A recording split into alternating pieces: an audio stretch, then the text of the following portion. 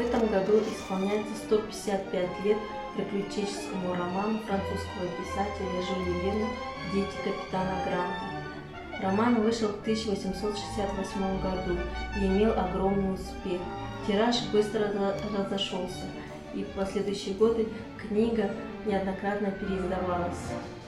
Все, что Дюма сделал для истории, я сделаю для географии, пообещал Жюль Верн, и сдержал свое слово и написал почти 100 тиражей томов. «Дети капитана Гранта» является первой частью трилогии, в которой входит также роман «20 тысяч лет под водой» и «Таинственный остров».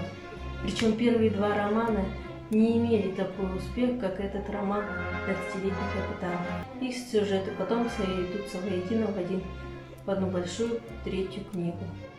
«Море, музыка, свобода – вот все, что я люблю», – сказал однажды писатель, и в полной мере отражено в его произведении, включая и «Детей капитана Гранта».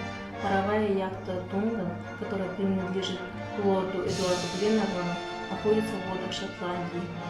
Во время морской охоты и желтой рыбы Мод находят бутылку с запиской. Из записки понятно, что судно Британии потерпело крушение, в которое выжили 3 человека, в том числе капитан Грант. Адмиралтейство отказывается посылать свои судна на поиски выживших. У капитана есть 2 детей, Роберт и Мэри, и они приезжают в дом лорда Гленарвана. Супруга Гленарвана убеждает лорда отправиться на поиски потерпевшего крушения капитана. Яхта Тунганской команды отправляется на поиски по 37-й параллели южной широты, и герой оказывается в Южной Америке, Австралии и Новой Зеландии. На пути их ждут испытания и многочисленные опасности. Я поставила свою цель написать необыкновенных путешествиях и земной шар, говорил Жюль Верн. Но он действительно выполнил эту грандиозную задачу. На карте мира почти не осталось таких областей, где бы не побывали его любознательные герои. Роман нас учит не терять надежду, на пути к цели идти через все препятствия, стойко выносить жизненные удары. И еще, если хорошо ищешь, то всегда найдешь. Успех произведения был столь велик, что вызвал волну подражаний. Один за другим выходили произведения «Путешествие по спорту», «Вокруг света в 30 дней», «Наследство Фога», «Вокруг света за 24 часа».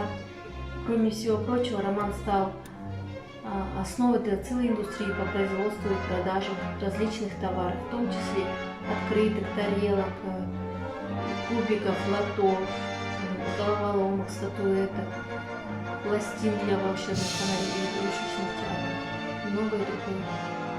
Успеху этого романа в значительной мере способствовала экранизация, осуществленная в 1936 году.